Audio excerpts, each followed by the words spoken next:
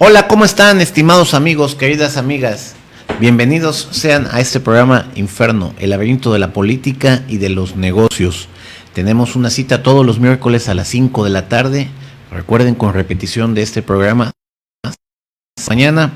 Y me da mucho gusto a mí, su servidor Luis Humberto Tejeda Taibo, tener hoy a la licenciada Marta García de Benaglio. Muchísimo gusto por hacer un espacio, licenciada, para estar aquí. Encantada. Compartiendo sus conocimientos, pero sobre todo su trabajo de investigación, si me permite usted, por su obra, supuesto, sobre este importante inmueble histórico de la ciudad de Veracruz, que es la fábrica de puros. Díaz, de los hermanos Díaz Balsa, decía en unas fotos antiguas que estuve viendo, ¿no? Ellos fueron los fundadores. Pero no nos adelantemos, vamos a ir desprendiendo y desplegando todo esta obra que me imagino fue de meses, ¿no? 40 años. 40 años de investigación. Empecé en 1975. Pues sin mayor preámbulo, bienvenidos sean y vamos a regodearnos con una persona con extremados estudios históricos, ¿no? Cosa que se ha perdido. Y yo quisiera empezar por ahí, licenciada, si usted me lo permite. Dice una vieja frase que pueblo que no conoce su historia está condenado a repetirla. Y nosotros como mexicanos, y más como veracruzanos en lo particular, a veces ignoramos incluso el suelo donde pisamos. ¿Por qué el veracruzano es tan despegado de sus raíces en este sentido histórico, ¿no? Y es una pena que un edificio de tanto valor histórico se encuentre en ruinas y en pleno centro histórico. Pero desde luego, si gusta usted hacerse tantito para adelante, mire, para que se pegue más al micrófono, desde luego, pero quiero que sepa que no es el único. No es el único. Si seguramente usted ha tenido la oportunidad de viajar pues, del centro de Querétaro, Guanajuato, acabo de ir a Puebla, bueno, Orizaba, para no ir más lejos. Tiene un centro histórico hermoso. Y el de aquí no ha habido manera en que los dueños de los edificios, por cierto, gente de Prosapia y de mucha abolengo en Veracruz, el gobierno, tanto estatal, federal y municipal, y esta institución, el INAH, se pongan de acuerdo para echar a andar un proyecto de gran calado para el rescate del centro histórico. Entiendo yo a todas las partes, entiendo yo que los dueños de los edificios, pues nadie le mete dinero bueno al malo, ¿no? Ellos quisieran detonar eso, pero como hay ciertas restricciones del INAH, entiendo que el gobierno municipal, pues a veces se queda corto porque sus facultades no son poder obligado. Entonces él puede ser un intermediario, un gestor, y mientras todos se ponen de acuerdo, pues el centro histórico se está derrumbando. Decía aquí presente, aunque no en cámara, a quien saludo también afectuosamente, Armando Benaglio, ¿no? García, caramba, pues es muy bueno y muy importante que se pudiera echar adelante todos estos proyectos. Entonces, con este telón, con este antecedente iniciamos. Quisiera que me hablara un poco, ¿cómo surge este edificio? Bueno, mire, ¿quiere que le empiece por los fundadores? ¿Cómo empezamos mejor? ¿Cómo se interesa usted? En 1975 empezaron a llegar cruceros de la Bahama Cruise Line desde Miami y también cruceros franceses e italianos. Y el ayuntamiento se dio cuenta de que no tenía guías de turistas capacitados. Válgame. Y ofreció a personas bilingües y trilingües un curso intensivo de historia de Veracruz, impartido por el cronista de la ciudad, ingeniero Juan José González, y un curso de arqueología, Totonaca y Olmeca, impartido por el arqueólogo José Pérez Gómez. Yo tomé el curso y me gradué de guía trilingüe porque hablo también inglés e italiano. Entonces, como parte del recorrido de la ciudad que le dábamos a los turistas, se iba primero a San Juan de Ulúa, después al recinto de la Reforma y después era obligado una visita a la fábrica de puros La Prueba, que estaba en pleno funcionamiento. Sí, recuerdo. Entonces usted Ahí la conocí. ¿Le interesa esta actividad, no? Bueno, yo la primera vez que metí el pie en el patio de la fábrica, yo sentí un flechazo. Se enamoró usted de la construcción arquitectónica, ¿no? De esa fábrica. Vi su escalera imperial que se dividía en dos en el descanso. Se bifurcaba. Y el adorno del descanso era un duende de una escultura que estaba sobre una tarima. Aquí tengo la foto en el libro. Y era extraño, a la vez sarcástico. En una mano tenía un rollo de puros y con la otra el número 2, que había que fumarse nada más 2 puros.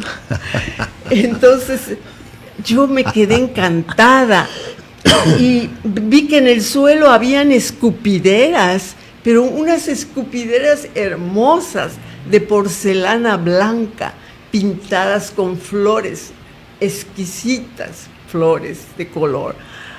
Ay, yo me enamoré y dije, para contestarle a los turistas, yo tengo que saber todo de esta fábrica. Entonces, en las tardes, yo me iba y les preguntaba en todos los departamentos qué era lo que hacían, cómo hacían los puros a mano, luego los escogedores, porque no todos los puros tienen el mismo color, claro. Hay unos que tiran al verde, otros más el marrón. Entonces no se puede ver bien en una caja los puros, a menos de que estén del mismo color todos.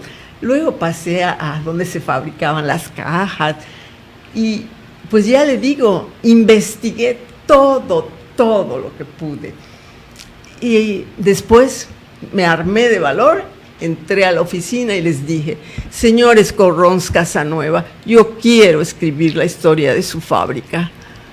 Ellos se quedaron desconcertados. Imagino que ya los señores ya fallecieron, ¿no? Los dueños originales. Ya fallecieron. Okay. Ellos eran Ricardo Corrons Casanueva, Bernardo Corrons Casanueva y Carlos Corrons Casanueva. Carlos muere joven de leucemia. Después Bernardo decide irse a vivir al extranjero y deja solo a su hermano Ricardo. Ricardo se enferma del corazón, lo operan a corazón abierto, luego le tienen que cortar una pierna, luego la otra. Entonces, cuando llegó su sobrino, hijo de Bernardo, llamado Bernardo Corrons Aguilera, que regresaba recién graduado, el tío vio como un ancla de salvación a este muchacho. Claro. Entonces, este chico, pues, no tenía experiencia, quedó solo, aunque asesorado por el tío. Y ahí fue donde empezó el declive que llevó a la fábrica a su ruina. Incluso el tema del puro veracruzano, conozco algunas familias en Coatepec que lo exportan, incluso a China, valga Mire, la fábrica de puros de La Prueba estaba considerada como la fábrica más floreciente y la que hacía los mejores puros del continente americano, fábrica número 1 del continente, al grado que sus puros se registraban las marcas no solo en México, sino también en Inglaterra, porque se vendía a todo el mundo. Y ellos tenían la suerte de tener terrenos en Valle Nacional, Oaxaca, que es el terreno ideal donde crecen las mejores plantas, y trajeron la semilla de Cuba. Licenciada, así es como usted se interesa en este tema, se apasiona por la historia, empieza usted sus investigaciones, usted toma contacto con la familia Corrons. Sin embargo, ellos no son los dueños originales, son los hermanos Díaz Balsa, ¿no? No, ellos son los descendientes legítimos. Mire, me está usted ilustrando. ¿Cómo surgen estos hermanos Balsa? ¿De dónde vienen? ¿Quiénes son? ¿Por qué se les ocurre este negocio acá? Ellos habían nacido en Casiellas, es España, eran asturianos, y sus padres tuvieron 6 hijos. Y Ramón, que era el tercero, convenció al hermano mayor José en la aventura de emigrar a Cuba, porque no habían oportunidades de trabajo en Casillas, era un pueblo. Entonces ellos emigran a Cuba y empiezan a cultivar el tabaco, y luego se ponen a la manufactura de los puros habanos, que ya en aquellos tiempos gozaban de fama mundial. ¿Cómo no? Entonces, ¿qué sucede? Pues que Cuba quiere hacerse independiente y viene la guerra con España, y pues caramba, ellos veían que con todas estas revueltas no los dejaban trabajar en paz. Sí, no puede florecer un negocio en medio del caos social, ¿no? Y como tenían un tío en Veracruz que había emigrado años atrás, por el consejo del tío, que era padrino de Ramón, llegaron a Veracruz en 1864, prácticamente con la llegada de Maximiliano y Carlota. Wow, en 1864 llegan a Veracruz a establecer esta fábrica, ¿no? No, qué interesante. Vamos a ir a nuestra primera pausa aquí en Inferno, laberinto de la política y de los negocios. No le cambie usted, estamos siendo ilustrados por la maestra Marta García de Benaglio. Correcto, no soy licenciada. Creo que sabe más que un licenciado, totalmente. Okay. Enseguida regresamos, queridos amigos.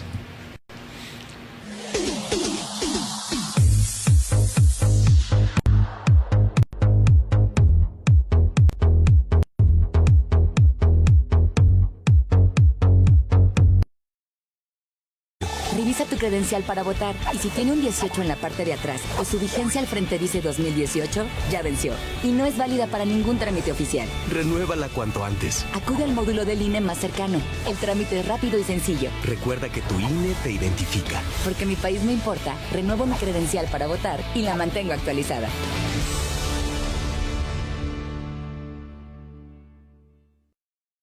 Si necesitas reggaetón, dale. Sigue bailando, mami, no pare.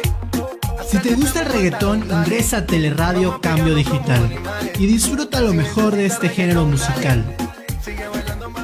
De lunes a viernes a las 21 horas.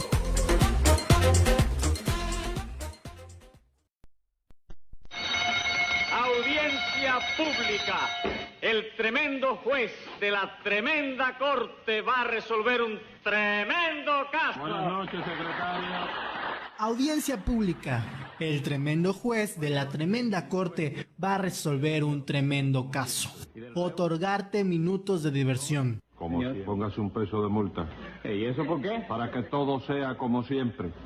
¿Ya ves? De lunes a domingo aquí en Teleradio Cambio Digital a partir de las 9 horas. Se trata nada menos que de un intento de asesinato. No me diga, ¿a quién intentaron asesinar? A una mujer. Pues ya me...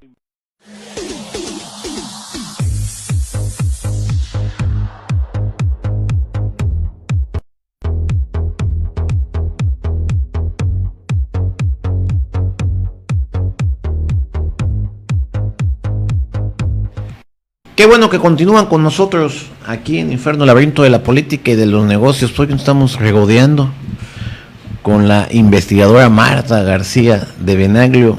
Nos está contando historia de un recinto, de un inmueble hermoso como es la fábrica de puros. Ahorita fuera de cámara decíamos que, bueno, decía usted, yo soy un lego en esta materia, decía usted que lo sabe, que no era ese su fin, sino que iba a ser un casino, ¿no? Iba a ser el casino veracruzano, porque cuando se derrumbó la muralla en 1880, esos terrenos ya empezaron a venderse y hubo una junta de hombres de negocio que decidieron edificar ese casino veracruzano como un lugar de esparcimiento para las clases altas. Entonces empezaron a construirlo y al llegar a la mitad vieron que ya no tenía dinero.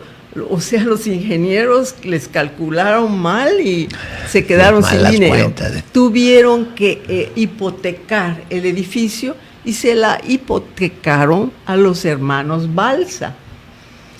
Luego no pudieron pagar la hipoteca, entonces le vendieron lo que ya estaba. Entonces los hermanos Balsa tenían un poder adquisitivo muy poderoso, ¿no? Valga la expresión. De 1864 que llegaron, primero se establecieron en el mercado de Trigueros, en un local chiquito. Ellos habían traído fardos de hojas de tabaco, semillas e implementos de trabajo. Entonces, a los 2 años, sus puros se vuelven famosos. Entonces, abren un expendio en el café de la parroquia. Se vuelven los más demandados de Veracruz en aquella época, seguramente, ¿no? Sí, entonces el tío, al ver que sus sobrinos eran tan trabajadores, les presta dinero para que se muden a un lugar más amplio, bien ventilado, que estaba ubicado en Zamora, esquina Madero. Y ahí fue donde arrancó la fábrica con 12 empleados. 12 empleados. Y de ahí en adelante se volvieron ricos porque sus puros empezaron hasta a concursar en exhibiciones que se hacían en Estados Unidos, en todas partes. Puro realmente de calidad, ¿no? Medallas. Habían ya ganado 2 medallas cuando una tarde estaban sentados tomando café en los portales y ven pasar a un indio chinanteco vendiendo puros. Que ellos, que eran eximios conocedores de todo lo relacionado con el tabaco, les llamó la atención el aroma, la textura, el sabor de aquellos puros, e interrogaron exhaustivamente a este indígena, y así se enteraron de la existencia de las fecundas tierras de Valle Nacional, Oaxaca. Ah, de ahí lo traía este comerciante indígena, ¿no?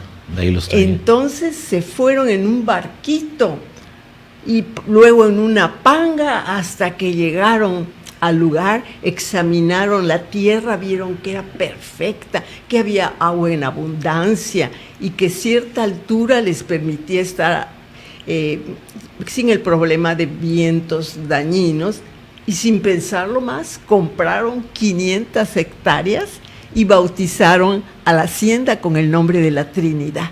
Esa fue la primera de las 12 haciendas que llegaron a tener los Balsa. Pero 500 hectáreas se dice rápido, pero es un mundo de tierra, ¿no?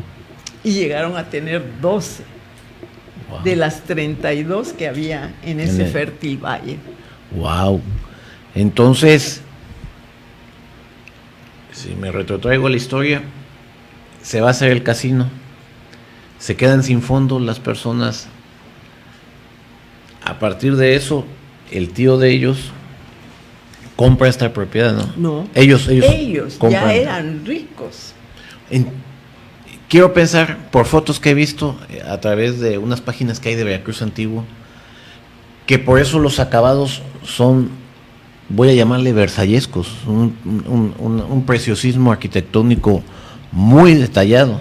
Así es. Porque ¿cómo explicar? No concibo que una fábrica tenga esos acabados, ¿no? Pues una fábrica al final está hecha para el trabajo, para la producción, no para la espectacular mirada ni para la escena que hay ahí, muy hermosa, ¿no? Perfecta. Si usted ve las fotos que hay, nos detallan pues algo muy, muy bello, ¿no?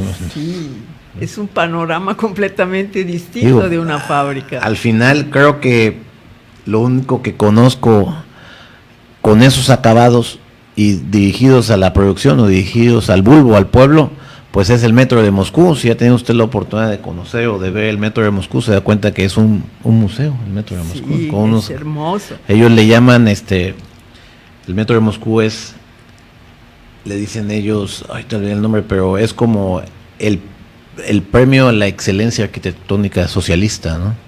Porque lo que querían vender ellos es que el pueblo merece lo mejor, ¿no? Claro. Entonces, por eso el metro de Moscú es el metro más hermoso que hay, ¿no? No lo conozco más que en fotografías. Es el más hermoso que hay.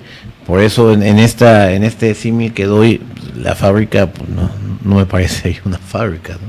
Es más bien un edificio, no sé, como Palacio Nacional, como algo así, ¿no? Y es una pena que esté en ruinas, en pleno centro histórico.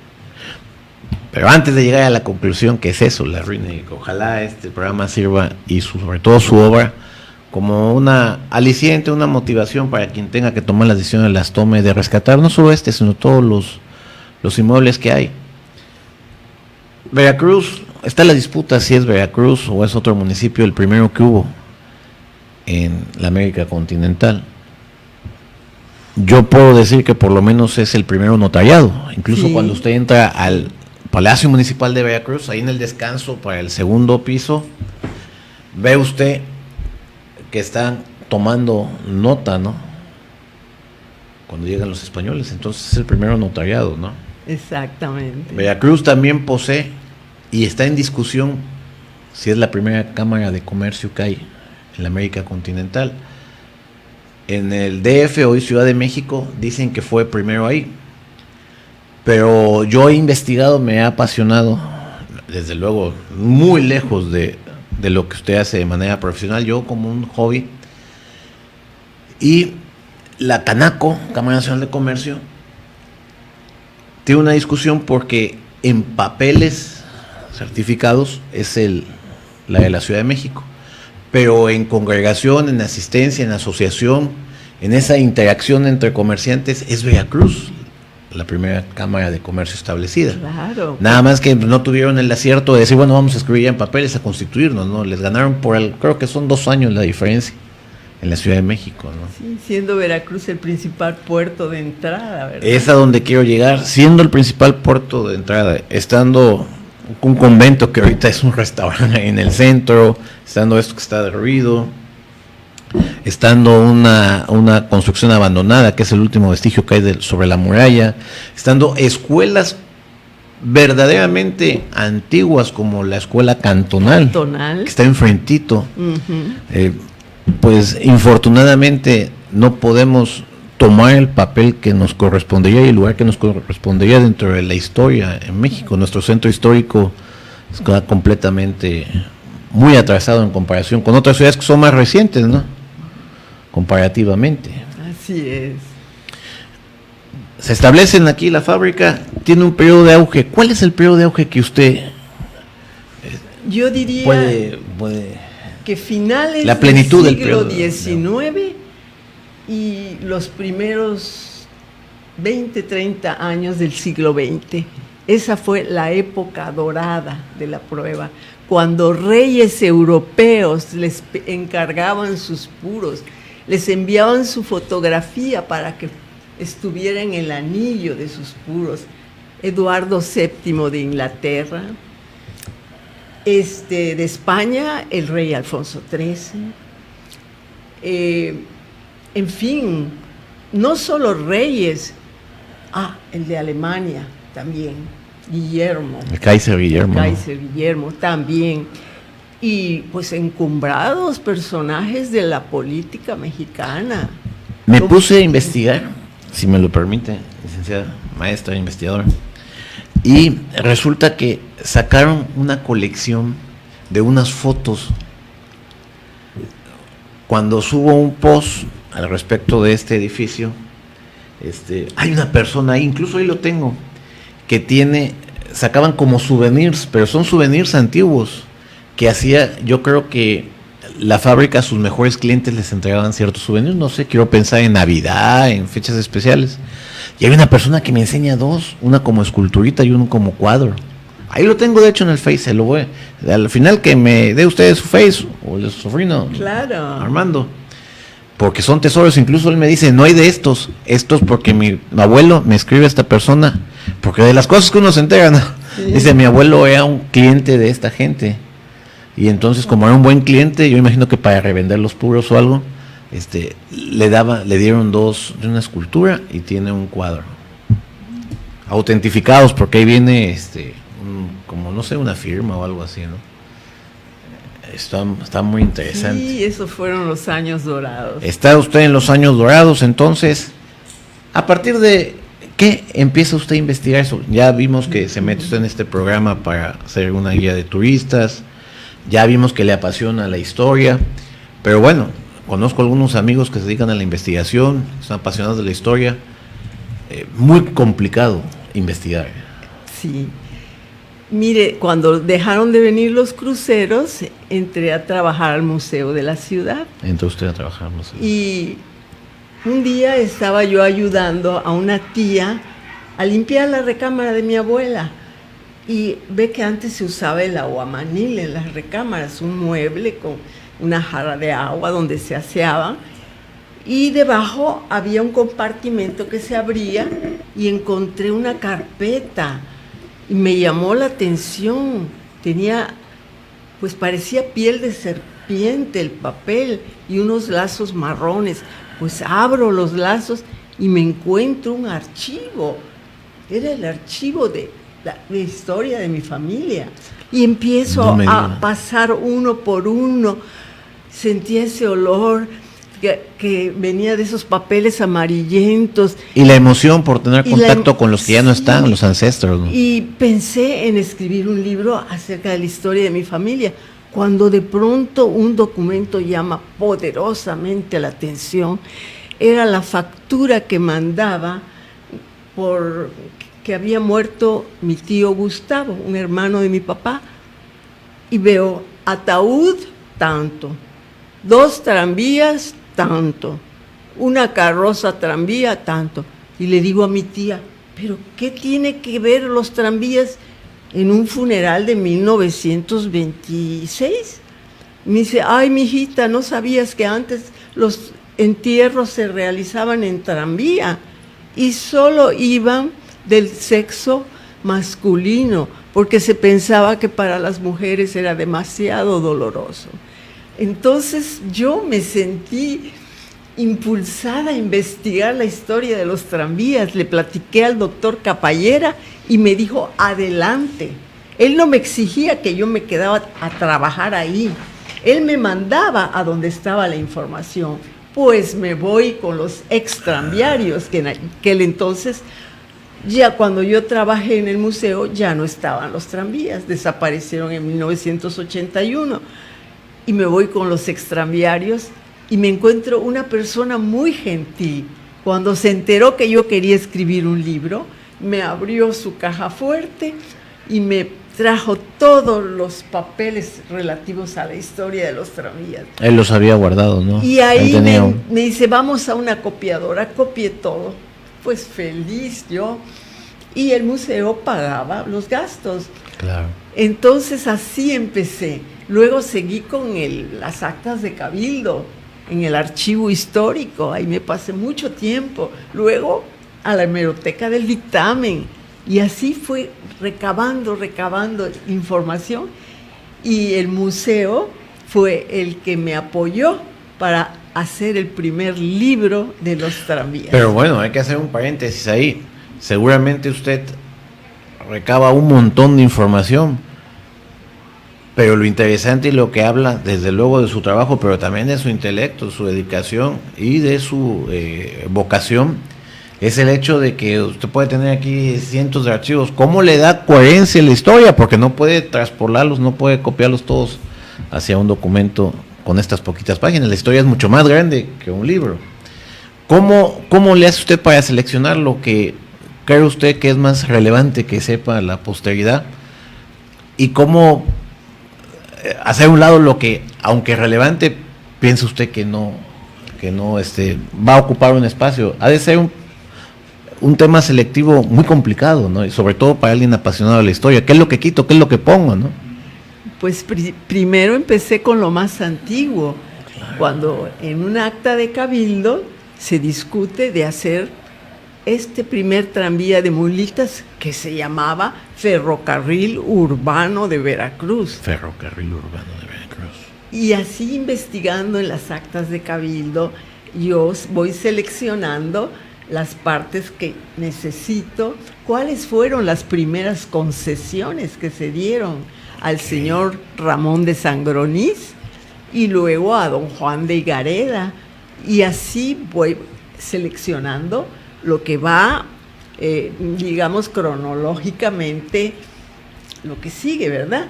Y ya después siempre llevo una libreta y una pluma y yo voy copiando las partes que me interesan más y lo mismo hacía yo en el archivo.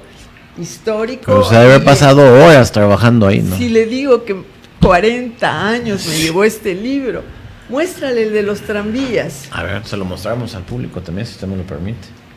Es la historia de los tranvías en Veracruz, ¿no? Esta es la segunda edición corregida y 1863 hasta 1981. Exactamente.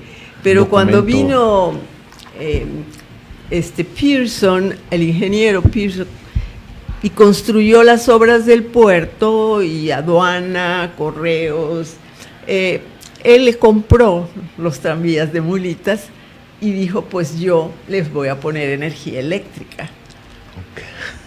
Así fue como nacieron ya los eléctricos, porque de 1864 hasta el año de 1905, primero fueron de mulitas y ya eléctricos a partir de la inauguración, que si mal no recuerdo fue el 7 de julio de 1907 o 8, no recuerdo ahorita bien. Ok. Entonces también esto pues incluye un trabajo de investigación muy grande, ¿no? Tengo que hacerle la pregunta porque seguramente muchas personas que nos ven, que nos escuchan, que nos siguen a través de las redes nos sabrán, ¿y en qué momento queda su vida privada si está dedicada a esto? Ha de ser difícil compaginar la vida privada, la vida profesional, bueno, mire, con un trabajo tan importante en el tema de la investigación histórica, ¿no? Yo me casé con un italiano, Guido Benaglio.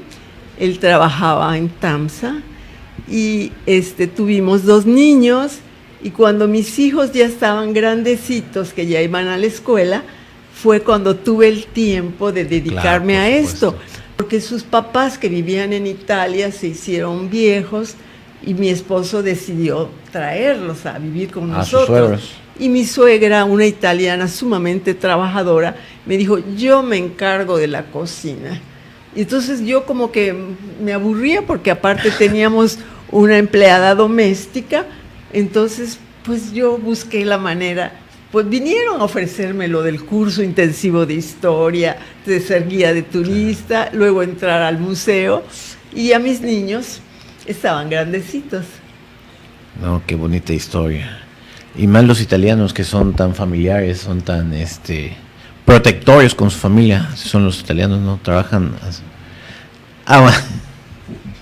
Y dice sobrino, tan buenos para la cocina, ¿no? La cocina italiana de las mejores europeas. Ay, sí. De las mejores europeas. Seguramente su suegra ha de haber sido una gran cocinera, ¿no? Una gran ama de casa, pues son muy dedicadas para eso. Nos hacía ravioli, gnocchi y todas esas delicias. Hasta la pizza sabía hacer. Vamos a ir a nuestra última pausa aquí en Inferno, laberinto de la política y de los negocios. Continuamos con la investigadora, la licenciada Marta García de Benaglio. Mire, aquí hay...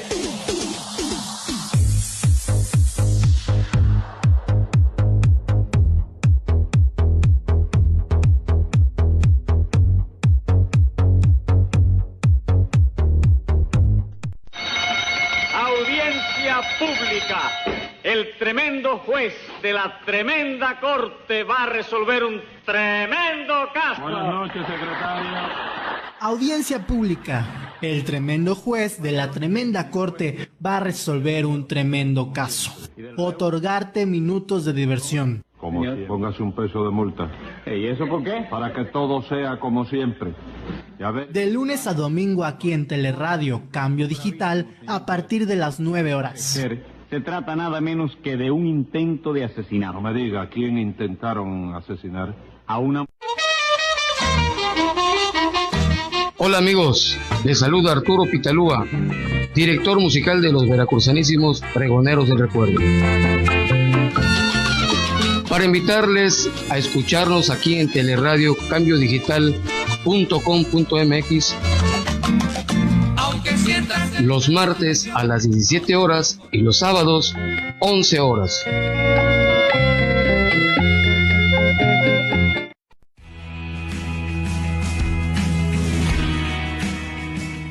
Teleradio Cambio Digital y la Oficina Intergrupal de Alcohólicos Anónimos en la ciudad y puerto de Veracruz abren un espacio para todas las personas que sienten que tienen un problema con su forma de beber. Escucha las experiencias de quienes han dejado de sufrir. Todos los viernes a las 3:30 de la tarde.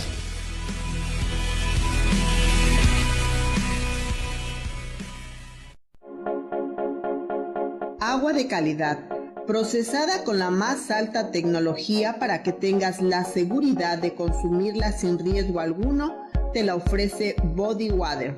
Haz tus pedidos al 22 91 99 14 10.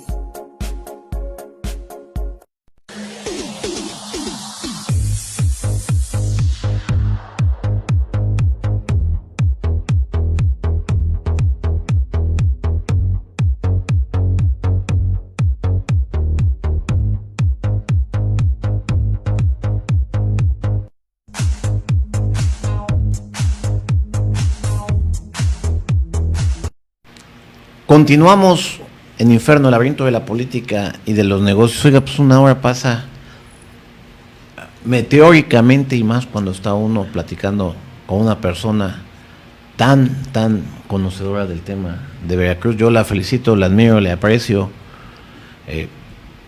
licenciada, el hecho de que usted quiera conservar algo que es tan sagrado para los veracruzanos, ¿no? Yo decía en un principio, hoy desafortunadamente como sociedad, no solo en el tema de la historia, sino de los principios, de los valores, se ha perdido. Tenemos que volver a los inicios, tenemos que volver a lo que nos dio contenido, lo que nos dio, ¿cómo explicar? Nuestra historia. Estamos aquí por un motivo, y este motivo son nuestros ancestros. Nuestra sociedad en su conjunto depende y es consecuencia de alguien que estuvo detrás de nosotros. Y si no sabemos quién estuvo detrás de nosotros, quién construyó esta ciudad, cómo se construyó, con qué valores, con qué principios, pues entonces estamos en la orfandad, ¿no? Quedamos, nos desvalorizamos. Muchas veces la sociedad mexicana copia patrones de otros países, ¿no? Olvidando que aquí hay grandes tesoros, ¿no? Que están dormidos. Es verdad. Están dormidos. Incluso quiero yo pensar que muchas personas y muchas familias de estas gentes ni siquiera saben su historia, ¿no? O lo más triste, ni siquiera les interesa, ¿no? Ha habido gente aquí de Prosapia. Hace poco investigué hasta la saciedad también el tema de la familia Venta, cuando viene la familia Venta, los hermanos Venta, en 1902, si no me equivoco, ¿no? Gente de Alcurnia, de Prosapia, de mucho respeto, que construyeron patria en Veracruz. Mucha gente viene de España, incluso mis propios abuelos maternos, nada más que son de un pueblo, eran de un pueblo que se llama Llanes, Asturias, es un pueblo pesquero. Ahorita es un poco más más grande y se dedica a actividades de pesca, pero de competencia y esto, pero sigue siendo un pueblo.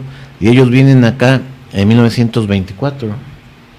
Y vienen acá porque, tengo que decirlo con toda honestidad, pues allá eran campesinos y no había posibilidad. Y empezaban las famosas guerras con el rey Alfonso XII, ¿no? Que traen como consecuencia la salida de Alfonso XII de España, trae como consecuencia, antes de la Gran Guerra Civil Española, hay un caos social en España. Entonces me decía mi bisabuelo que ellos llegaban de cierto grupo, de cierto general, de cierto caudillo, y se llevaban a las muchachas que estaban casaderas, ¿no? Pues me gustó esta chamaca, me la llevo. Y a los muchachos, pues se va para mis filas. Entonces los papás de ellos, los tatarabuelos, dijeron, no, pues vete para México, porque pues aquí te van a matar, ¿no? Y vienen acá porque ya no regresan a España, porque pues ya eran campesinos, no había posibilidad de nada, ¿no? Yo presenté en el Círculo Español Mercantil mi libro Fiestas de la Covadonga en el puerto de Veracruz. Lo presenté y el día de la presentación se agotó. ¿Y sabe por qué se agotó? Porque nada más mandé a hacer 50 libros de cada uno. El de la Covadonga, el de los tranvías, el de la prueba y la Casa de Independencia. ¿Por qué hice nada más 50? Porque nadie me quiso patrocinar. Nadie. Toqué todas las puertas. Nadie. ¿Y qué costo tienen estos libros? Mire, el de la Covadonga pagué 1,010 pesos de la imprenta, de costo. No, pero de al imprenta. público. Porque A 500 yo lo pesos. pagué a 500. Ok. ¿Y por qué hice esto? Porque yo, a la edad que tengo, no me interesa ganar dinero. Lo que me interesa es que mi trabajo no se quede arrumbado en un closet y compartir estas fascinantes historias con todo el público. Y dije yo, un libro de 1,000 pesos no lo voy a vender. Yo quiero que sea accesible a la mayoría de los bolsillos. Entonces los vendí a mitad del precio de imprenta. Mis hijos fueron los que pagaron. Pero sucedió un milagro. Acabando de agotarse este libro, que lo volví a hacer porque esta es la segunda edición, porque el primero tenía 12 ratas. Entonces aproveché de corregirlo y aumentar texto y fotos. Bueno, se agotó el libro y el milagro es que Tenaris Tamsa ya está editando 250 libros de Para la historia presentación, ¿no? de los tranvías del puerto de Veracruz, Qué bueno. porque se agotó el día de la presentación. ¿Qué sucedió con el de la Covadonga? Exactamente lo mismo. El día de la presentación se agotó y gente que había asistido a la presentación Se quedó no sin libro en ese alcanzaron momento, libro. ¿no? Este libro, antes de que nos vayamos, ¿sobre qué trata? La Casa de la Independencia. Este es la historia de mi familia. Vamos a presentarlo, si usted me lo permite. La Casa de la Independencia. La historia de su familia. Empieza con, la mitad es la historia fabulosa de mi abuelo materno, ¿Cómo se llamaba él? Federico Sobrado Carrera. Era un chamaco de 15 años y lo iban a mandar a la guerra. Él era de la provincia de León. Ah, también. Y entonces los padres dicen, no, mijito, vete a Argentina porque allá tienes un tío que tiene Sí, los una... tatarabuelos decían lo mismo, te van a matar. Sí, ¿no? te van a matar. Entonces él emigra a Argentina y empieza a trabajar con el tío, pero a los 4 años quiere ver el resto del país, se independiza y se va y llega a Ciudad Mendoza, Argentina. Y Ciudad Mendoza está en los confines con Chile, y lo único que los separa es la imponente cordillera de los Andes. Sí, ¿no?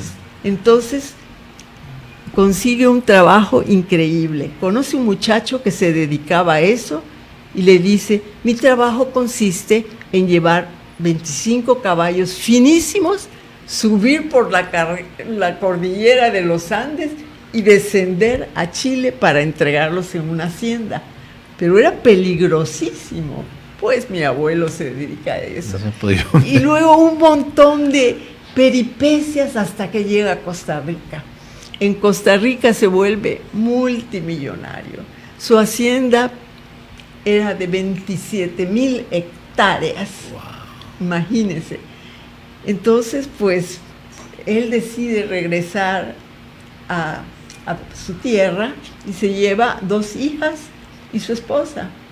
Mi mamá era la hija menor de las 2 que iban, y mi papá, que era mexicano, había terminado su carrera de medicina, pero su padre era español, lo manda a Madrid a hacer un doctorado en medicina y cirugía que le había llevado 5 años.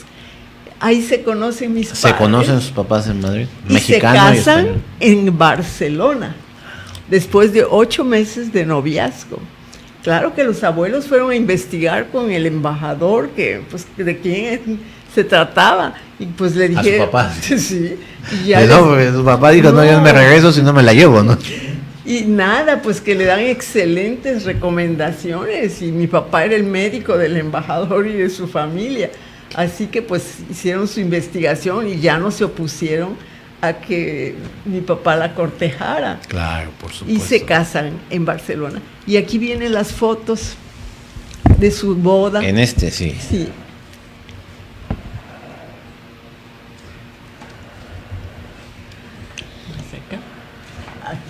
Aquí eran novios, iban a la mezquita de Córdoba y ahí se disfrazan de árabes. Ah, ¿cómo no? Ahí te vendían, Ese es su papá.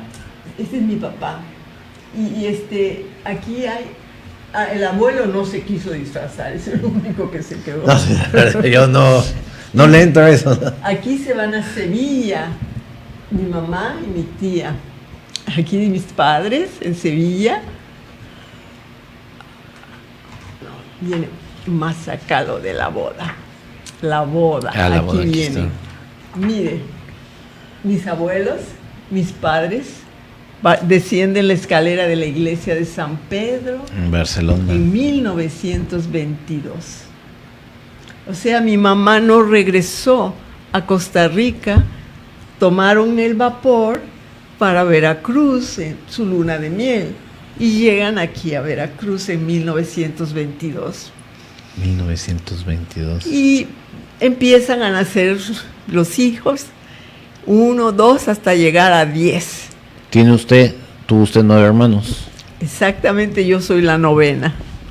Ya algunos ya fallecieron seguramente, no. 7. 7. Nada Quedamos más 3. quedan 3.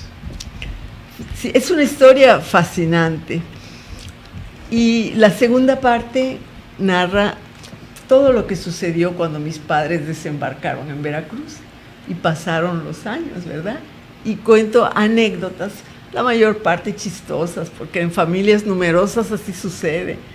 En 35 anécdotas cuento lo que sucedió, pero no crea que es de interés familiar únicamente, porque hay muchísimas páginas de la historia de Veracruz.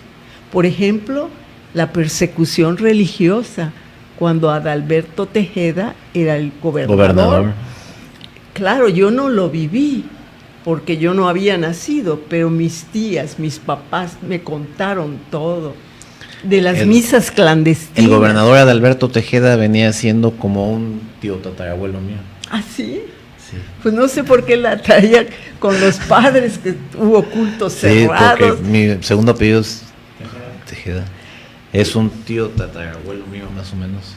Así que, pues, culminó con el asesinato del padre Darío, en plena iglesia de la que hoy es catedral. Sí, antes no. se llamaba Iglesia de la Asunción de Nuestra Señora. Parroquia de la Asunción de Nuestra Señora.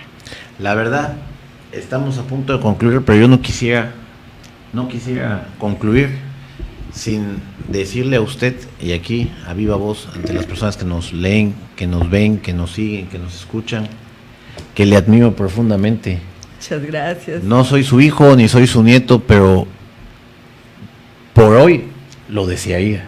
Es usted una persona, y lo digo con todo respeto, además de hermosa por fuera, hermosa por dentro, con valores, con principios, y no es porque yo los adivine, es porque al ver todo esto, lo único que puedo pensar es que papá, mamá construyeron un extraordinario ser humano. Donde quiera que ellos estén, seguramente se sienten extremadamente orgullosos de usted, de su trabajo, del legado que deja a la posteridad de su familia, pero no solo de su familia, sino la sociedad veracruzana, lo que hace sin duda que ellos sigan viviendo a través de usted. Y hoy, más allá de usted, no solo a través de usted, porque cualquiera que tenga este libro sabrá que hubo papá, sabrá que hubo mamá, quizá en 20, 30, 40, 50, 100 años. Y unas palabras que a mí siempre me han impresionado mucho es lo que dijo Napoleón Bonaparte cuando escribe su testamento, y él dice que un hombre, aplicando para cualquier género, hombre, mujer, etcétera, debe de hacer absolutamente todo por dejar huella de su paso en esta tierra. Es verdad. De trascender. Podemos trascender a través de ser un personaje de la historia, podemos trascender a través de ser un empresario muy reputado dentro de la sociedad, pero yo creo que la manera de trascender más importante es a través de nuestra propia familia, ¿no? Uno no puede olvidar a los que estuvieron antes que uno tiene el deber moral y desde luego emocional de ser un divulgador de su historia, ¿no? Así es. De su historia. Decía Jorge Luis Borges que aquel que puede escribir solo la historia de sí mismo construye una obra literaria hermosa. Ahora, quien puede escribir no solo la historia de usted misma, que es esta, sino la historia de actores, de inmuebles que marcaron el desarrollo de nuestra sociedad, es decir, la historia de nuestra ciudad, pues, ¿qué huella deja usted? La verdad, con todo absoluto respeto, de todo corazón, cuando me hablan para la invitación al programa, me siento muy bendecido de Dios, de que usted venga. Gracias. No es usted una invitada cualquiera. Al contrario, yo necesitaba que se hiciera un poco de publicidad a estos eventos. Si usted me lo permite, yo le tomo fotos y a través de mis redes sociales, las del programa, las propias, hago la divulgación. Usted me dice cuándo es la fecha. De la presentación de yo me apersono, si usted tiene a bien invitarme, desde luego, y hago toda la publicidad absolutamente gratis de esto. Muchas gracias. Este libro, que es la historia de la fábrica de puros La Prueba, va a ser presentado en el Instituto Veracruzano de Cultura. Okay. Donde está el Hospital Cerdán, ¿no? El IBEC, ¿no? El IBEC. El día 18 de julio a las 18 horas en el auditorio. Y 2 personas que son notables son las que lo van a presentar. El doctor en historia Horacio Guadarrama Olivera, que trabaja para la Universidad Veracruzana en Jalapa, y la cronista de la ciudad, Concepción Díaz Cházaro. Ellos van a ser las que presenten. Si usted me invita, yo estoy ahí. Invitado. Ok. Perfecto. Y así va a ser testigo de que estos libros no van a alcanzar. Pero yo espero otro milagro, así como Tenaris Stamps está ya imprimiendo 250. Y de la Covadonga, que no está aquí porque me lo pidieron en la imprenta, porque van a ser nuevos. Pues el señor José Luis Gómez Añudo. Como no lo conozco de Coparmex, soy miembro en Coparmex. Sí, son agentes aduanales. Sí, cómo no. Y el ingeniero Severo Rodríguez, entre los dos van a patrocinar también 250 libros de la Covadonga. Solo me quedó uno, el mío, y ahora me lo pidieron en la imprenta porque se van a hacer la edición nueva. Sí. Pues tenemos que despedirnos, licenciada. Me ha dado un enorme gusto. Unas últimas palabras. No sé si usted tiene Face o tiene alguna manera en que la puedan contactar, quien estén interesados. Por supuesto, tengo Facebook, ahí me pueden encontrar. Con el nombre de Marta García de Benaglio. Investigadora de historia. Así aparece usted. Marta García de Benaglio, investigadora de historia. ¿Dónde la puedan contactar? Ahora yo quisiera que usted viera que mi trabajo desde el inicio ha sido un trabajo muy serio, porque eso está fuera de discusión. Mire usted quién me asesora. Yo tengo un asesor de historia, un asesor de literatura. Pero es que está por demás que me enseñe usted, aunque no tuviera un asesor de nada. Su sola vocación y sola dedicación son cartas credenciales suficientes. Muchas gracias. Por favor. Vamos a despedir el programa. ¿Algunas últimas palabras que quiere usted decir? Pues que los espero el 18 de julio a las 18 horas en el IBEC, en el auditorio. Por favor. Ahí se van a vender los libros de la prueba y espero que alcancen. Ok. No se diga más. Acuérdese la cita que tenemos este 18 de junio, 6 de la tarde. Julio, 18 de julio, 6 de la tarde en el IBET. Ha sido un enorme gusto tener a la licenciada, a la investigadora, a la maestra Marta García de Benaglio, la verdad, veracruzana de prosapia. Caray, pues nos tenemos que despedir. Muchas gracias por acudir. Yo sé que tiene usted también sus eventos, su agenda personal, por acudir esta tarde. A su sobrino Armando García, muchísimas gracias por darnos este placer de acompañarnos, ¿no? Y gracias por darme la oportunidad. No, cuantas veces considere usted oportuno, nada más. Ahorita le doy mis teléfonos personales, y quedamos lo que yo pueda ayudar, desde luego. Muchísimas gracias. Ok. Esto fue Inferno, el laberinto de la política, de los negocios. No olvide, este programa se repite sábado a las 10 de la mañana. Mi nombre es Luis Humberto Tejeda Taibo, así aparezco en el Face, en las redes sociales, en el Twitter. Nos vemos la próxima semana. Mientras tanto, que tenga usted la mejor de las experiencias de vida. ¿Y sabe de quién? Depende de usted mismo. Muchas gracias.